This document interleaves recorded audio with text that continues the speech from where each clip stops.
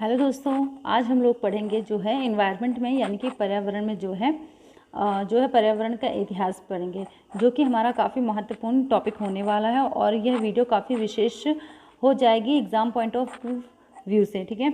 और इस जो है इन चारों टॉपिक्स में से जो कि हैं हमारे पर्यावरण संरक्षण अधिनियम, जिम कॉर्बेट राष्ट्रीय उद्यान, सुंदरवन राष्ट्रीय उद्यान और लिंडमैन का 10% का जॉर्जिया नियम है।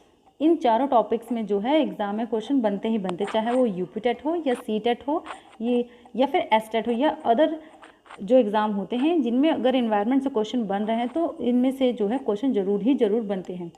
और ये जो है हमारा एनवायरनमेंट के जो सीरीज़ चल रही है उसमें हमारा जो है ये सेकंड वीडियो है। तो चलिए हम सबसे पहले स्टार्ट करेंगे अपना जो है टॉपिक हमारा मेन पर्यावरण का इतिहास। तो चलिए स्टार्ट करते हैं, इसके इतिहास के बारे में जानते हैं। History of environment. सर्वप्रथम जो है 1972 में स्टॉकहोम सम्मेलन में संयुक्त राष्ट्र संघ ने पर्यावरण पर बल दिया। जो है स्टॉकहोम में जो है एक सम्मेलन हुआ था 1972 ईस्वी में, जिसमें जो था संयुक्त राष्ट्र संघ ने जो है इन्वायरमेंट पर जो है जोर दिया था, उसके जो है संरक्षण के लिए, उसके बचाव के लिए जो था, और उसको कैसे साफ़ सुथरा यानी कि शुद्ध रखा जाए, कार्बन फ्री रखा जाए, यानी हानिकारक जो गैसों से उसका जो है रक्षा की जाए। इसके ऊपर जो है काफ़ी ज़्यादा चर्चा हुई थी। और ये कब हुई थी? 1972 में स्टॉकहोम सम्मेलन में, ठीक है। और तभी से जो है हम लोग प्रति वर्ष जो है 5 जून को जो है पर्यावरण दिवस जो है मनाते आ रहे हैं। और इस जो सम्मेलन हुआ था स्टॉकहोम में, इसका मेन लक्ष्य क्या रखा गया कि 5 जून को जो है पर्यावरण दिवस मनाने का लक्ष्य रखा गया, ठीक है। और अगर एग्जाम में ये क्वेश्चन बन रहा है कि स्टॉकहोम सम्मेलन किस से रिलेटेड था, तो स्टॉकहोम सम्मेलन जो था वो पर्यावरण से संबंधित था। और इसको जो है 1972 में हुआ था स्टॉकहोम में। और अगर पूछ ले कि पर्यावरण दिवस कब से मनाया जा रहा है, तो पर्यावरण दिवस जो है 1974 से मनाया जा रहा है। और अदर इम्पॉर्टेंट पॉइंट अगर हम बात करेंगे तो स्टॉकहोम किसकी राजधानी है? स्टॉकहोम जो है स्वीडन की राजधानी है।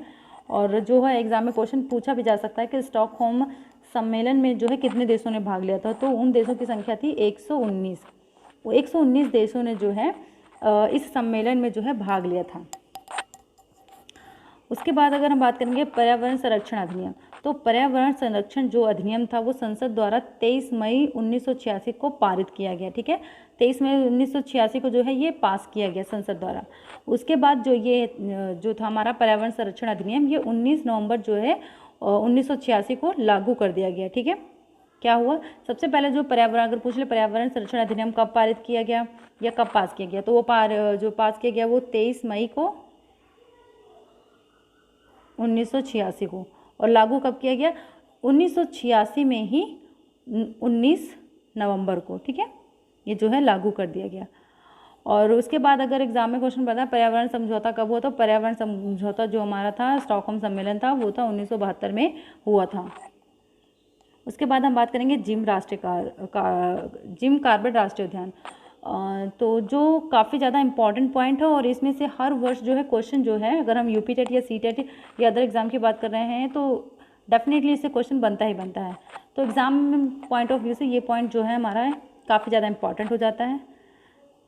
जिम कॉर्बेट राष्ट्रीय उद्यान जो है भारत का जो है सबसे पुराना राष्ट्रीय उद्यान है, ठीक है।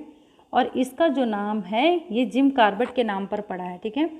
और जो है जिम कॉर्बेट राष्ट्रीय उद्यान का जो पुराना नाम था वो नहैली नेशनल पार्क था, ठीक है। अभी हाल ही में जो है इसका नाम चेंज कर दिया गया है, तो जो है इसका नया नाम वो रखा गया है रामगंगा राष्ट्रीय उद्यान, ठीक है। तो चलिए हम देखते हैं इसकी जो स्थापना है। जिम कॉर्बेट राष्ट्रीय उद्यान की स्थापना 1936 में लुप्त प्राय बंगाल टाइगर के संरक्षण के लिए हैली नेशनल पार्क के रूप में जो है की गई थी, 1936 में की गई थी, ठीक है। और ये अगर एग्जाम में क्वेश्चन बना कि ये कहाँ पर है, तो ये जो है उत्तराखंड में है, ठीक है। उत्तराखंड में है, उत्तराखंड के जो है कहाँ पर है? नैनीताल में है। और जो है इसका नाम जो है जिम कॉर्बेट का जो नाम रखा गया था हैली नेशनल पार्क से चेंज करके जिम कॉर्बेट, तो जिम कॉर्बेट के नाम पर रखा गया था, ठीक है। बाघ परियोजना के तहत होने वाला ये जो हमारा जिम कॉर्बेट राष्ट्रीय उद्यान था, ये हमारा पहला राष्ट्रीय उद्यान था, ठीक है। और उसके बाद जो है अगर एग्जाम में क्वेश्चन यहाँ से 2 बन रहे हैं, देखिए जिम कॉर्बेट राष्ट्रीय उद्यान का पुराना नाम क्या था, तो हैली नेशनल पार्क था। और उसके बाद और दूसरा महत्वपूर्ण पॉइंट बना है कि जिम कॉर्बेट राष्ट्रीय उद्यान का नया नाम, जो कि हाल ही में यानी कि इसी वर्ष यानी कि 2021 में के अराउंड जो है चेंज किया गया, वो क्या है। तो देखिए दोस्तों, यहाँ पे ये जो मिसप्रिंट हो गया है, राम गोपाल नहीं है, यह जो है राम गंगा, ठीक है। इसका क्या नाम बदल के कर दिया गया है, राम गंगा राष्ट्रीय उद्यान, ठीक है। जिम कॉर्बेट राष्ट्रीय उद्यान का नया नाम क्या हो गया, राम गंगा राष्ट्रीय उद्यान। और फिर जो है हम बात कर रहे हैं अब अगले हमारे टॉपिक की, जो है सुंदरवन राष्ट्रीय उद्यान, ठीक है।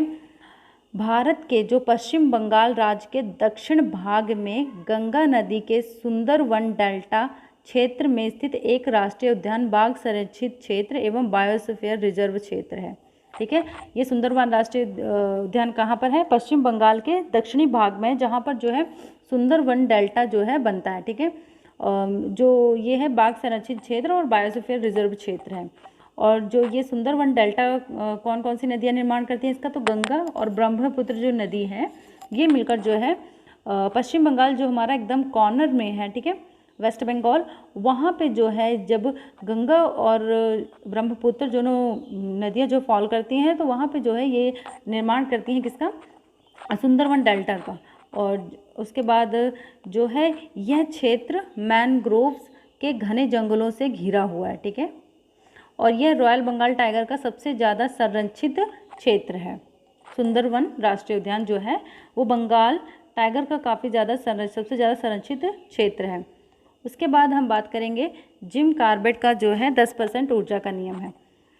तो लिंडमैन का 10% ऊर्जा का नियम।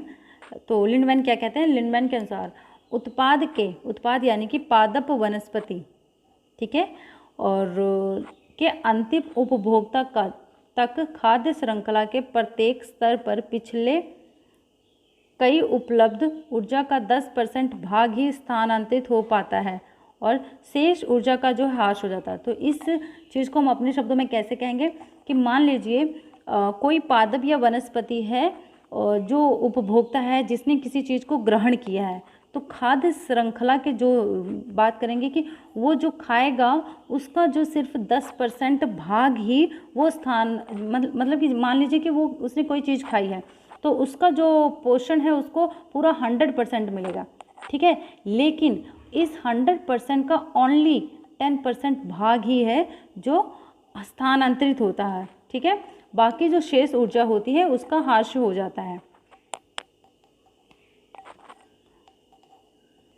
तो इस टॉपिक से हमारा जो है क्वेश्चन बन सकता है कि 10% ऊर्जा का जो नियम है किसने दिया, ठीक है।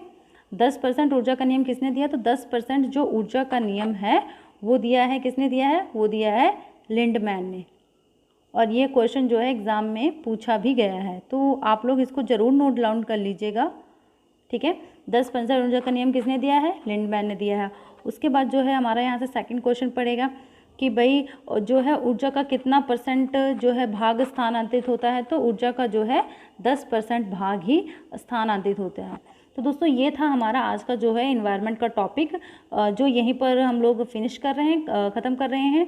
और उसके बाद जो है इसके अगली वीडियो में हम लोग जो है एनवायरनमेंट से रिलेटेड और टॉपिक्स जो हैं उनको क्लियर करेंगे। So thank you for watching this video.